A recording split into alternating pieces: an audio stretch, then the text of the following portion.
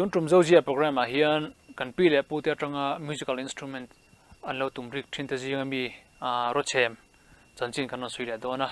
ti chuan ro chem hi kan buang hianin a then chuan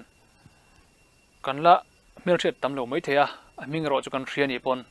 engtin nge ri ka engting ngen tum thin ti te kha kan thre tam lo mai the ni ti chuan ro chem hi free reed instrument ania free reed tam ji chu thil reed phek pakata kha thin na deu na chu chem ta kan ju ham ri ta khami vibration rang kha an ri ron siam ta chu tiang chu free reed kan ti chu ni hei kan muang hian takhi bur saum bur kan ti chi khani maya alian te pona siam theya ate deu te pona siam theya ti chona bak jong hi chu mau vek ania chon heta hianin ahamna pipe awma tikhanin hei te finger holes heta hi awm veka ro chem hi musical instrument dangang lo takin kan me apiang kha arita tuna hianin hei lo ni ta sela ka me chau hian ri don ni ka me lo chun ri thei lo ni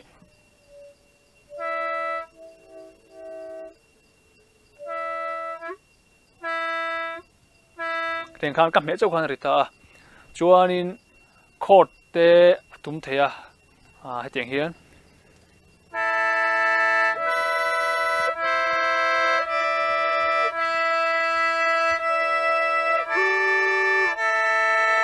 ten khan chord te potum theya chuan bending te poti the ni bending kan tiam je kha chu kan de kha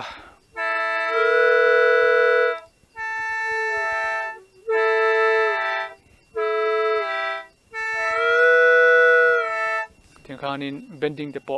ro chem mang hian a siam theya te chuan kan soi tong khan chord te moi thot tak tum theya kan pi le pu te khan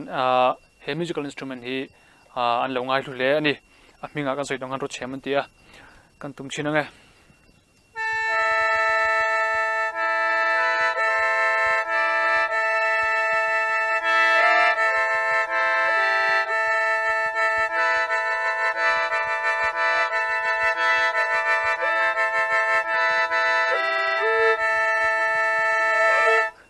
kha ni chuan hela hian hei ro chem tho adang kan nei a hei ro chem alian ania tun mi hi e ania e scale ania chuan hei g ani ve thunga aki aniam zoka ko sei tong hena pum ruwa po alian zoka kan tum rela chin ra rang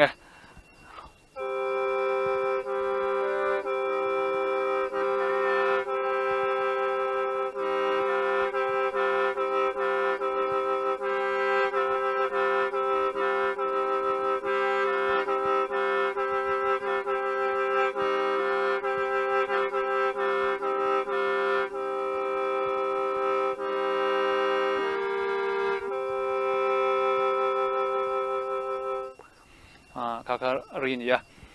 ri moi khop maya soi tong khan hi kan pi le putena musical instrument lo nei ro pui tak mai aming chu ro chem anti khani